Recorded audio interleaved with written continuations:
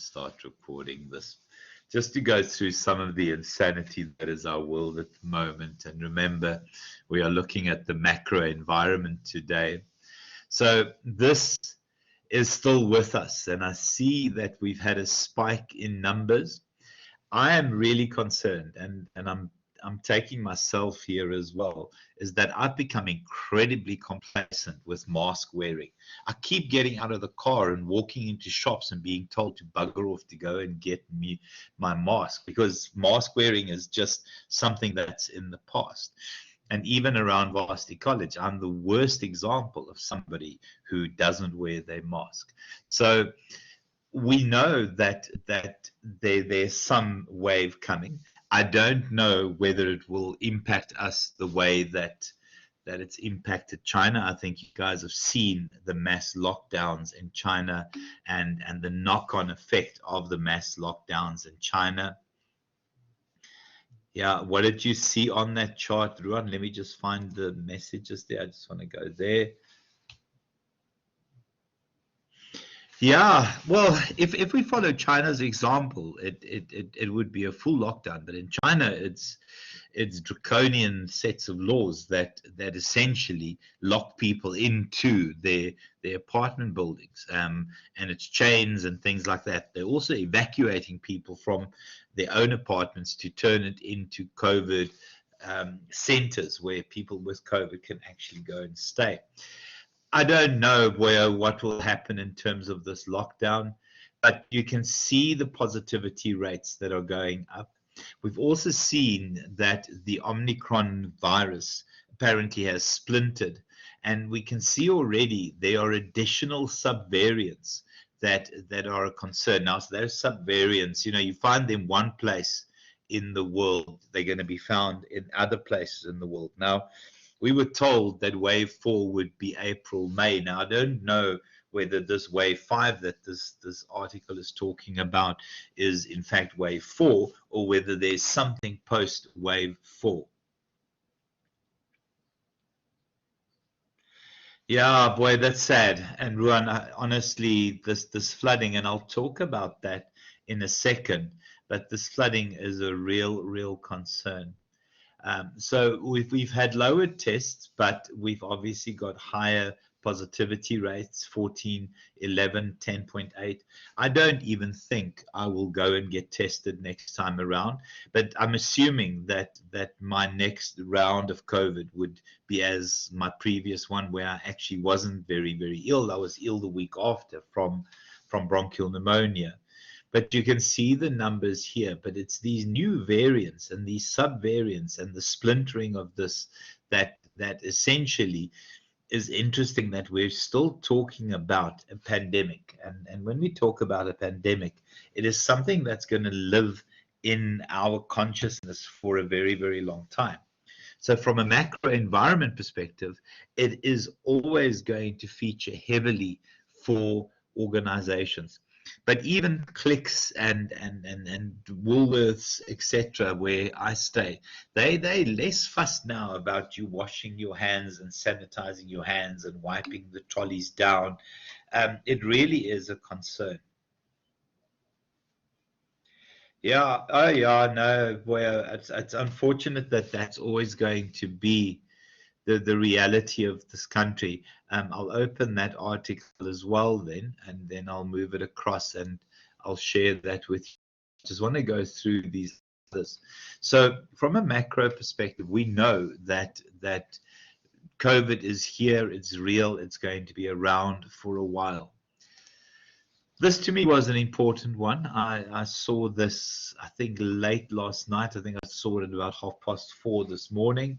Emmanuel Macron won the French election. Marie Le Pen is incredibly right-wing, anti-immigrant, etc.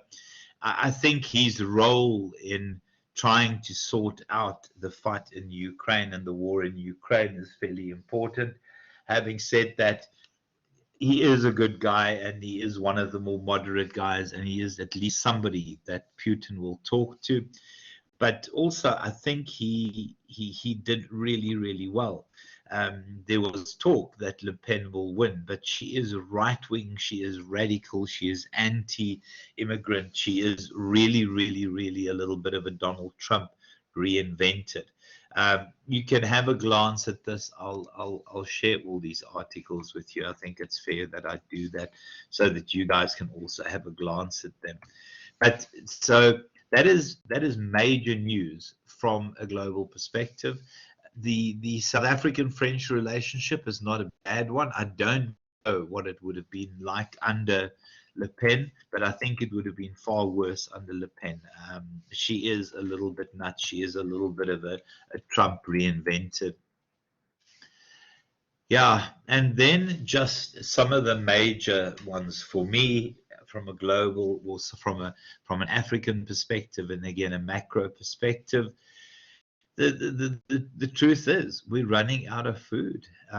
We talk about the idea of food supply and food waste and the emissions as a consequence of food supply, the need to move away from cattle and finding alternative sources of meat because of the contribution of cattle to global warming. But you can see some of the other areas that we are concerned about from a climate change perspective. I shared something on Facebook the weekend, and I don't know if anyone saw it, and I don't think people realize sometimes how serious these pictures are.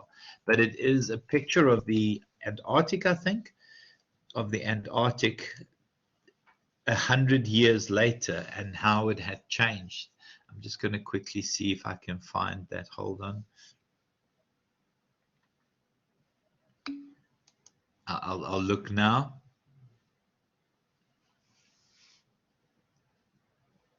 Sorry, this is now taking its sweet time to open.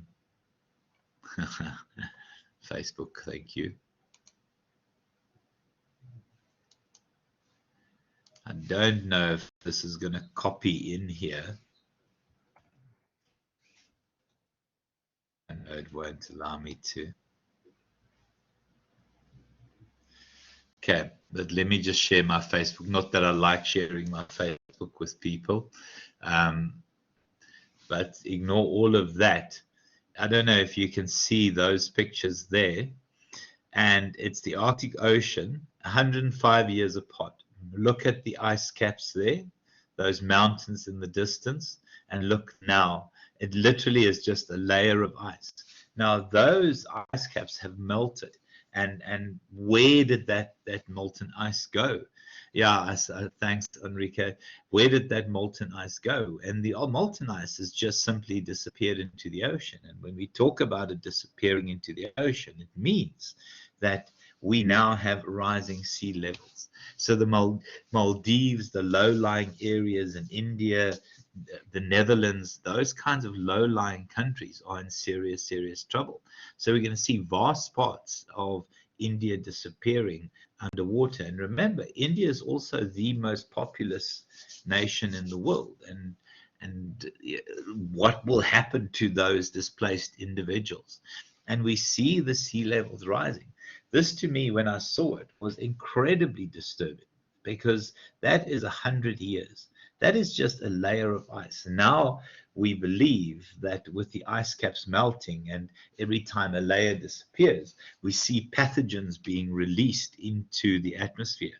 And people are talking about trying to bring back the woolly mammoth because the woolly mammoth was able to absorb some of those pathogens. And those pathogens are the things that contribute directly to viruses. So if we think COVID-19 is the first virus that we'll deal with or the second virus, I can promise you there are vast, vast numbers of viruses that will hit us in the future. That's a little bit before my time, boy, but certainly around when I was a youngster, the ice caps were huge. The global warming really started hitting from the 80s and the 90s because, remember, economic activity goes hand in hand with global warming. So the higher the levels of economic activity, the higher the dangers of global warming. This, to me, was a very, very disturbing photograph. It really... And it's not my generation that will suffer. It is your generation that will have to deal with this. And I don't believe for 1 second that going to Mars is the right thing. But obviously Elon Musk has his plans, and his vision of the future is very, very different to mine. And I think he might understand the future a little bit different. He's also a bit of a nut job, mind you. I'm a bit of a nut job as well. So that's the third article there.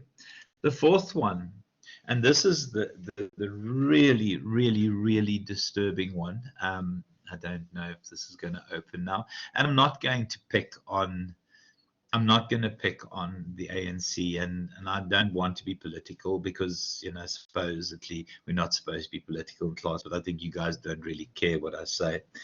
So have a glance at this article as well.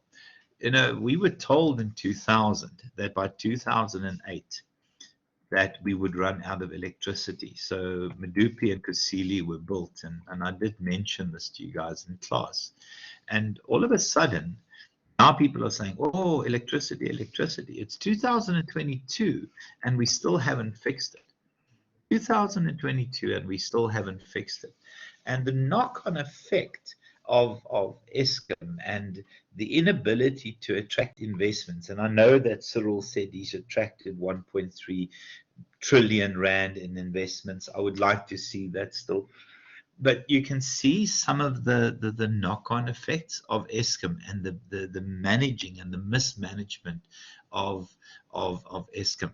Another one this morning that really concerned me as a macro issue. You know, I don't know if anyone's ever had malaria, but let me tell you, malaria is not something to mess with. And all of a sudden, we thought we had got rid of malaria, and it's coming back. So, you know, we see how Ebola comes back. Now, obviously, malaria and Ebola are not the same disease and don't have the same symptoms, but people die from malaria. And you can just see the numbers of how the malaria cases. Yeah, well, I was very impressed with her. I think I was very impressed with her, to be brutally honest with you. But look at the numbers of cases increasing from 2019 to 2020, and those cases have escalated again. And we thought we had malaria under control, and again, it's change in climate, and I mean so many other reasons for it, and the use of new medicines, etc. But you can definitely see an evolution in terms of malaria as well. This one, I think, is going to be an issue on people's radars for a while from a macro perspective. Get fiber, they said. Fiber is so fast, they said. Infuriating, this stuff. Okay. Yeah, so the insurance industry in South Africa will take a significant knock as a consequence of the floods. And then also remember, we are still paying out insurances back to the 2021 riots. No, boy, you the way, the only way we'll kill malaria, boy. The students getting drunk, you must drink more and go out into the world and kill off the malarious mosquitoes. So another one, which is a huge macro issue, is the KZN floods. We know that we have water shortages. Do your part for society. We know that in terms of water shortages, we're going to have food shortages. The knock-on effect of the floods will be felt for a long time. We're still feeling we're still feeling the knock-on effects of the riot. Yeah, this one I shared. It's very similar to the one that I've just shared. Okay. Yeah. you know, we now at a point where working for municipalities and doing good gets people killed. Again, it's a social issue.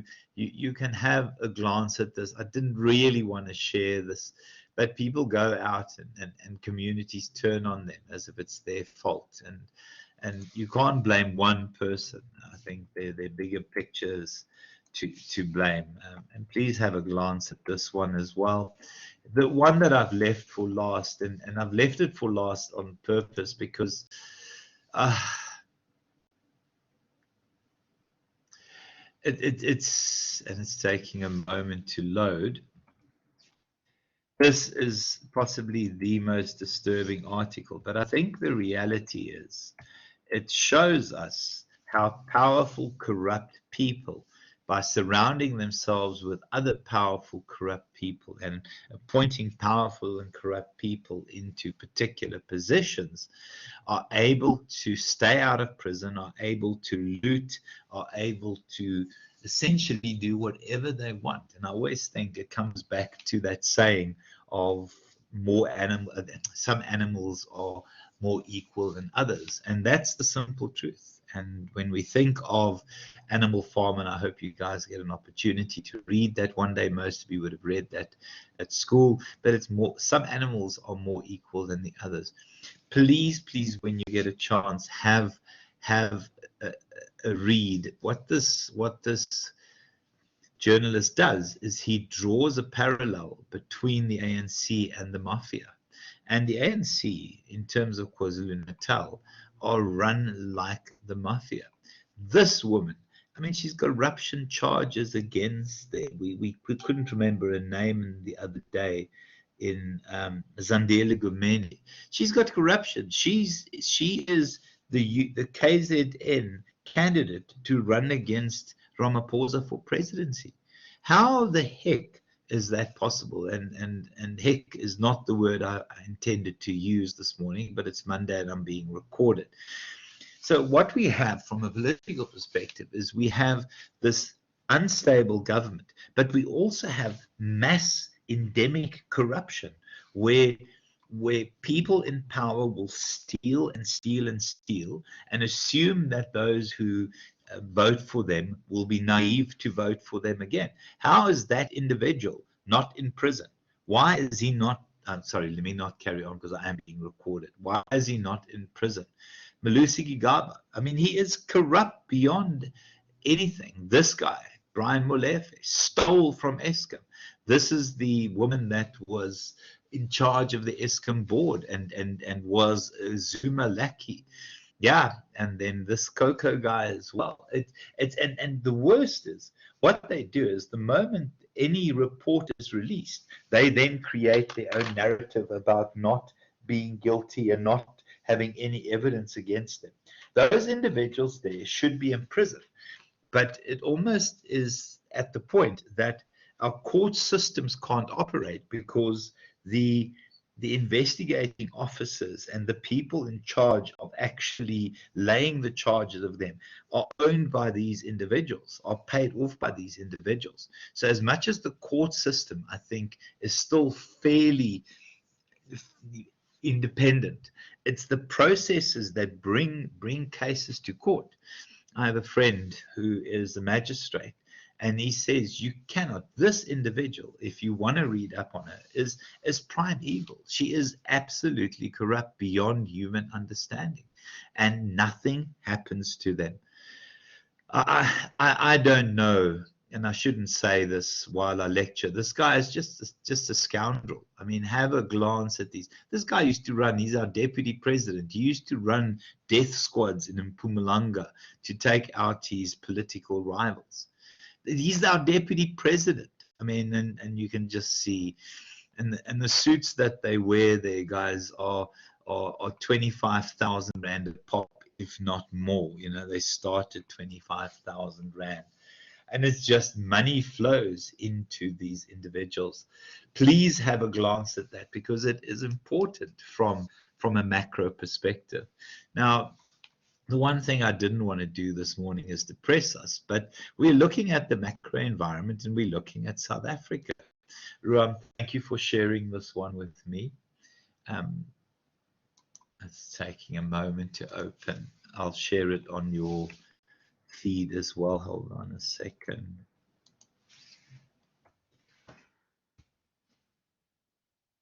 So COVID-19 daily cases, okay, yeah, 3,222. So we are seeing a bit of a spike.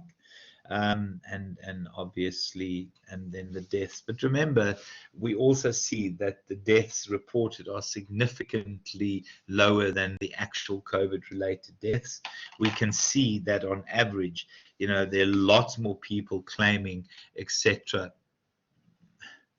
Okay, I'll wait for the chart to load. But there are lots of people claiming in terms of insurances, and it's a couple of 100,000, I think it's double or triple. I can't remember offhand. Oh, there it is.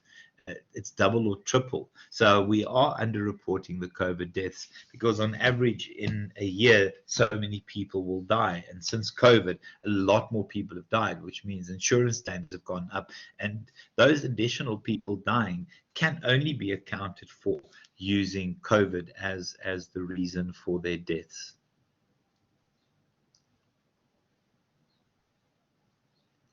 So, yeah, you see the numbers, and it's interesting to track this.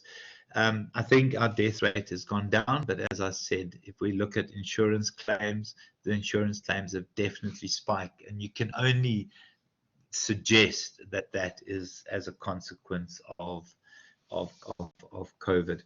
Have a glance at those, guys. You can learn a lot from that one. Ruan, thank you so much for sharing that one with me, boy. So when we look at the macro environment, this is the reality where we are right now. We're in a strange place in South Africa, and in all of this, we need to do business. And in all of this, we need to determine our opportunities and threats. We need to make predictions about the future. We need to I just need to stop sharing that. We need to make predictions about the future, and we then need to create strategic plans. But remember, we've moved away from the thinking first approach, and it's now a combination because sometimes things happen and they're incredibly unpredictable. Let me just stop the recording there.